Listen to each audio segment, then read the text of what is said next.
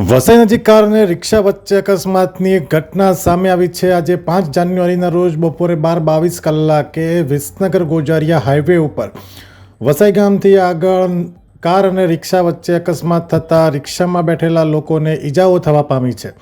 Car અને રિક્ષા ધડાકાભેર અથડાયા હતા, જેમાં બંને વાહનોને નુકસાન થવા પામ્યું છે। તો ઘટનાને પગલે આસપાસથી લોકો દોડી આવ્યા હતા અને ઈજાગ્રસ્તોને મદદ કરી હતી। 108 મારફતે ઈજાગ્રસ્તોને મહેસાણા ખસેડવામાં આવ્યા હોવાનું સામે આવી રહ્યું છે। સદનસીબે આ અકસ્માતમાં કોઈ જાનહાનિ નથી થવા પામી। અહેવાલ વિશાલ પંચાલ, વિસનગર।